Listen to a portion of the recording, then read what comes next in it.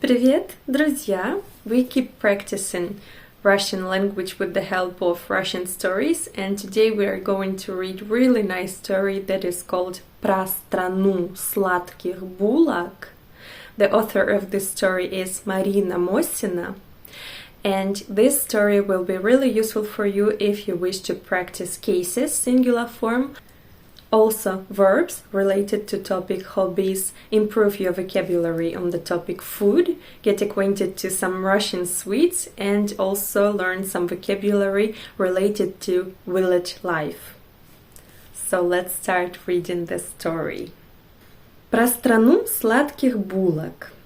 Однажды бабушка привезла Васе 2 большие сладкие булки с маком.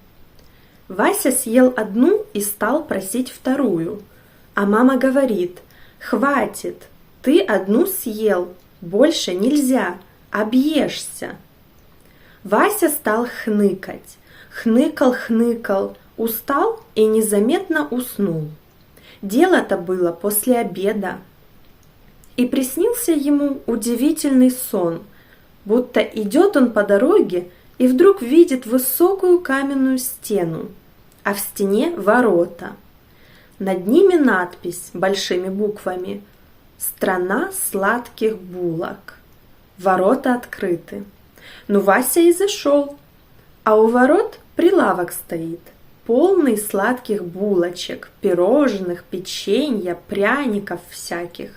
За прилавком продавщица на Васю смотрит и спрашивает: «Мальчик, хочешь булочку?» «Хочу, только у меня с собой денег нет». «А мы не за деньги продаем, а за желание», — говорит продавщица. «Как это за желание?» — удивился Вася. «Очень просто. У тебя есть какое-нибудь желание?» «Есть. Я хочу научиться хорошо читать».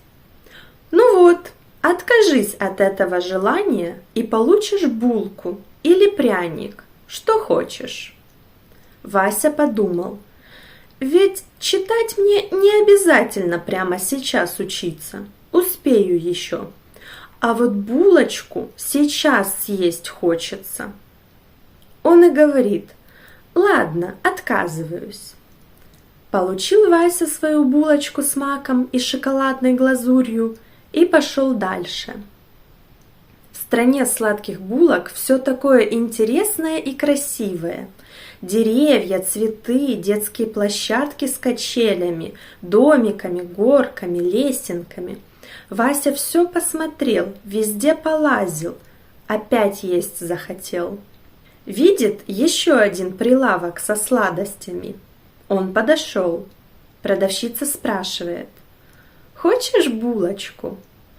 «Хочу, только денег у меня нет». «А мы не за деньги продаем, а за умение». «Как это за умение?» — не понял Вася. «Очень просто. Что ты умеешь?» «Да многое», — задумался Вася. «Бегать умею, прыгать, на велосипеде кататься». «Откажись от какого-нибудь умения и получишь любую булку». «Хорошо», — говорит Вася. «Отказываюсь от умения кататься на велосипеде». Получил Вася булку с повидлом, съел ее. А потом спрашивает у продавщицы: «А почему здесь детей нет? Поиграть не с кем?» Продавщица отвечает: «А дети вон там, в парке». Вася пошел в парк и видит: дети не бегают, не прыгают, не играют, а лежат неподвижно на скамейках на траве. Некоторые на каруселях катаются, и все толстые-притолстые. Вася остановился и говорит: «Ребята, чего вы лежите? Давайте поиграем, побегаем». А дети даже не пошевелились, только глазами повели в его сторону и отвечают: «Мы не можем, мы отказались от желания играть, и от умения бегать и прыгать тоже». «Как?» – удивился Вася. «Совсем не можете?» Тут Вася понял, что происходит с детьми в стране сладких булок. Они постепенно отказываются от всех своих желаний и умений, толстеют, становятся совсем беспомощными. Ему стало страшно. «Вам надо бежать отсюда, скорее!» – закричал он. «Так мы не можем бегать!» – вяло ответили сразу несколько человек. Остальные даже не взглянули на него. Тогда Вася отцепил от каруселей самую вместительную тележку, посадил туда сразу нескольких человек, впрягся в нее и бегом потащил к выходу. Увидев, что дети хотят убежать, к ним со всех сторон устремились продавщицы с лотками, полными всяческих сладких слоек, язычков, коврижек, рогаликов и пончиков. Они стали наперебой предлагать все это детям. Конечно, для того, чтобы получить все эти вкусности, надо было отказаться от желания покинуть страну сладких булок. Но Вася, даже не отвечая продавщицам, припустил, что было мочи. Он понял, что останавливаться нельзя. Кое-кто из его пассажиров готов был поддаться на уговоры. К вечеру Вася, запряженный в тележку, наконец-то вырвался из этой злочастной страны. Только миновав ворота, он остановился, чтобы перевести дух. Очень хотелось есть и пить. Дети в тележке тоже начали жаловаться на голод и жажду. Вася оглянулся вокруг и увидел вдали деревню. Он снова впрягся в тележку и потащил ее к этой деревне. Там он постучал в один из домов. Открыла дверь старенькая бабуля. «Что вам, ребятки?» – спросила она. «Нет ли у вас работы для нас? Мы готовы работать за еду», – сказал Вася. «Есть работа, как ей не быть в деревне-то?» – ответила бабуля. «Нужно грядки прополоть, дрова наколоть, воды принести, в доме прибрать. Я-то уже старая, трудно мне одной все успеть. Вылезайте», – скомандовал Вася. Толстые дети повздыхали, покряхтели, одеваться некуда, кушать-то хочется. Доковыляли до грядок, начали полоть. К счастью, от умения полоть они еще не успели отказаться. Все грядки пропололи, проголодались, сил нет. Тогда хозяйка дала им морковки, капусты, огурцов, чеснока, зелени, хлеба черного. Они поели, водой из колодца запили и почувствовали себя намного лучше. Отдохнули и стали дальше работать. Прожили они у доброй бабули целую неделю.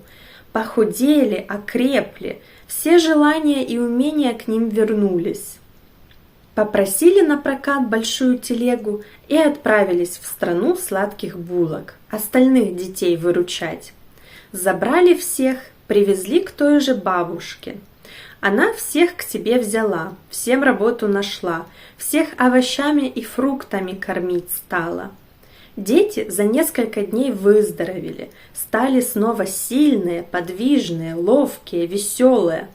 Проснулся Вася, подивился своему сну и решил: надо сладкое есть лишь понемногу и только изредка, а то действительно вдруг попаду в страну сладких булок.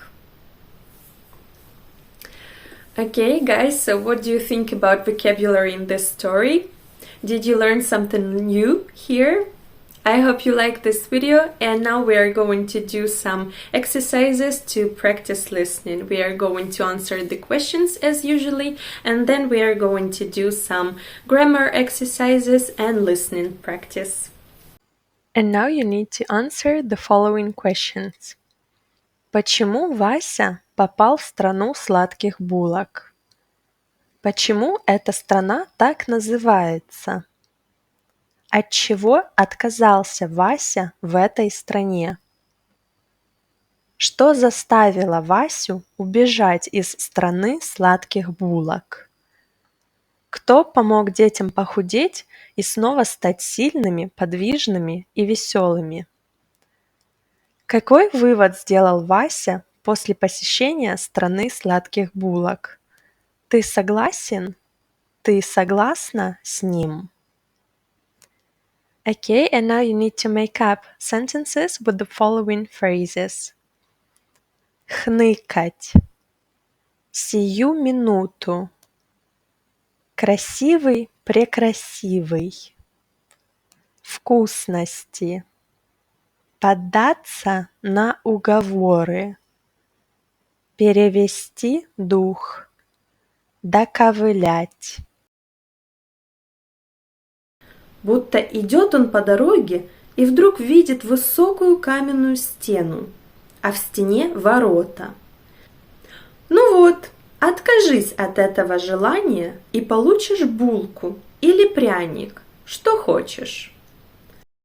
Вася пошел в парк и видит, дети не бегают, не прыгают, не играют, а лежат неподвижно на скамейках на траве. Они постепенно отказываются от всех своих желаний и умений, толстеют, становятся совсем беспомощными. Он понял, что останавливаться нельзя. Кое-кто из его пассажиров готов был поддаться на уговоры. So thank you so much for watching this video. I hope you enjoyed it. Don't forget to subscribe our lesson and like this video. Спасибо. Пока-пока.